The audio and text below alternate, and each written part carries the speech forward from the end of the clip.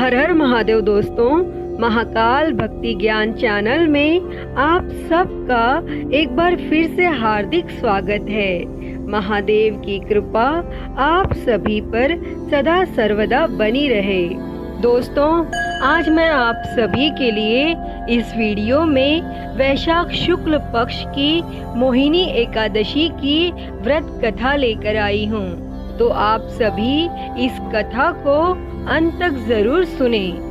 एक समय धर्मराज युधिष्ठिर भगवान श्री कृष्ण से कहने लगे कि हे कृष्ण, वैशाख मास की शुक्ल एकादशी का क्या नाम है तथा उसकी क्या कथा है और इस व्रत की क्या विधि है, सो सब विस्तार पूर्वक कहिए।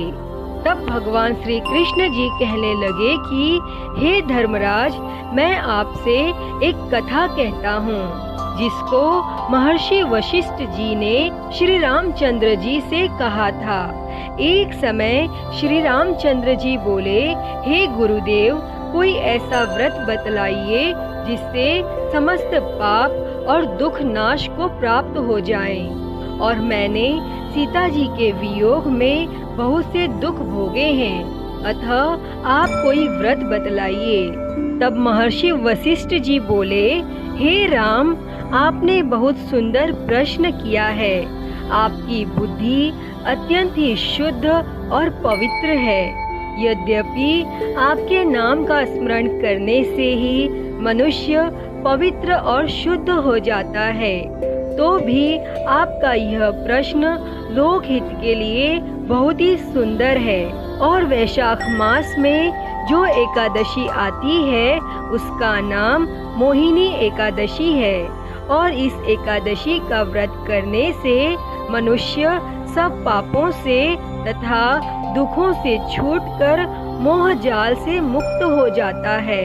अतः यह व्रत दुखी मनुष्यों को अवश्य करना चाहिए और इससे मनुष्य के सब पाप और दुख नाश को प्राप्त हो जाते हैं। अब आप इसकी कथा ध्यान पूर्वक सुनिए। सरस्वती नदी के किनारे भद्रावती नामक एक नगरी थी और वहाँ पर छुतिमान नामक चंद्रवंशी राजा राज्य करते थे। और इस नगरी में धन धान्य से पूर्ण पुण्यवान धनपाल नामक एक वैश्य भी रहता था और वह अत्यंत ही धर्मात्मा एवं भगवान विष्णु का भक्त था। और उसने नगर में अनेक भोजनालय, प्याऊ, कुआं, सरोवर, धर्मशाला आदि बनवाए थे और सड़क पर आम, जामुन, नीम आदि के अनेक वृक्ष लगवाए थे। और उस वैश्य के 5 पुत्र थे, सुमना, सद्बुद्धि, मेधावी, सुकीर्ति और धृष्ट बुद्धि। और इनमें धृष्ट बुद्धि नाम वाला 5वां पुत्र महापापी था और वह पितर आदि को नहीं मानता था।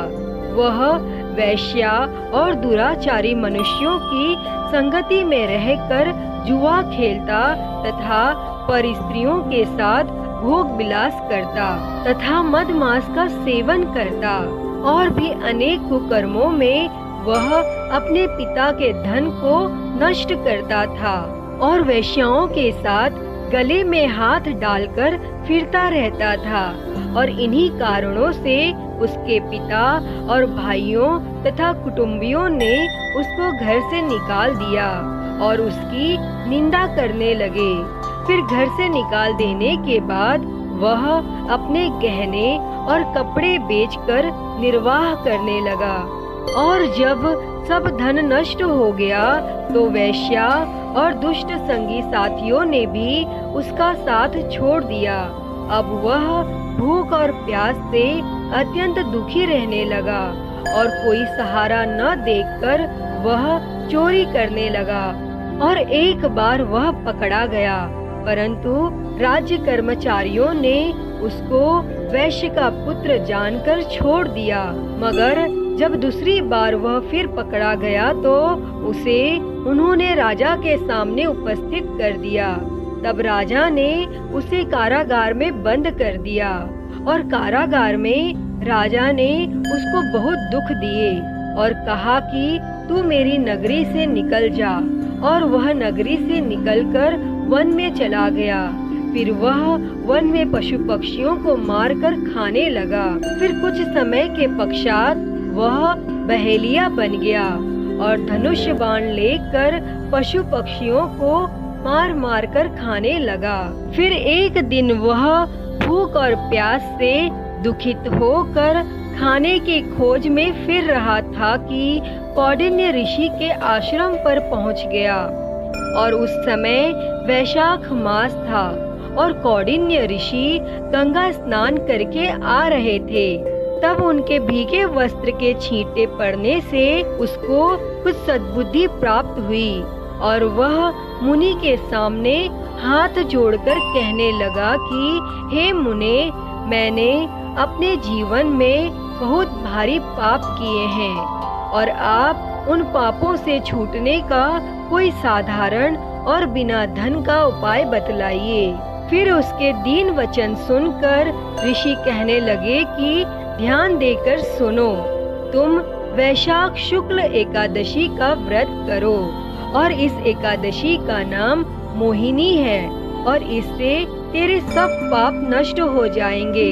फिर मुनि के ऐसे वचन सुनकर वह अत्यंत प्रसन्न हुआ और उनके द्वारा बताई हुई विधि के अनुसार उसने मोहिनी एकादशी का व्रत किया। हे राम, इस व्रत के प्रभाव से उसके सब पाप नष्ट हो गए और अंत में वह गरुड़ पर चढ़कर विष्णु लोक गया। और इस व्रत से मोह आदि सब नष्ट हो जाते हैं। संसार में इस व्रत से श्रेष्ठ अन्य कोई व्रत नहीं है और इसके महात्म्य को पढ़ने अथवा सुनने से 1000 गौदान का फल प्राप्त होता है। हे भगवान, इस कथा को कहते, सुनते और हुंकारा भरते पर सदैव अपनी कृपा बनाए रखना। तो बोलिए जय श्री हरि विष्णु। दोस्तों, मोहिनी एकादशी के व्रत के शुभ अवसर पर आइए अब हम सुनते हैं भगवान विष्णु के परम भक्त गजेंद्र के मोक्ष की कथा। दोस्तों, गजेंद्र मोक्ष की कथा भागवत पुराण में आती है, जिसमें ग्राह और गजेंद्र के युद्ध का वर्णन है, जिसमें गजेंद्र भगवान श्री हरि विष्णु की स्तुति करता है कि वह उसे ग्राह के चंगुल से मुक्त करवाएं और भगवान विष्णु उसकी स्तुति से प्रसन्न होकर वहां प्रकट हुए और उसे ग्राह से मुक्त करवाया था। दोस्तों, कथा के अनुसार क्षीर सागर में त्रिकुट नामक 10,000 योजन ऊंचा पर्वत था। वहाँ महात्मा श्री वरुण देव का ऋतुमान नामक क्रीड़ा कानन था, जिसके चारों ओर दिव्य वृक्ष लगे हुए थे और वहाँ पर एक शक्तिशाली गजेंद्र बहुत सी हथनियों के साथ रहता था।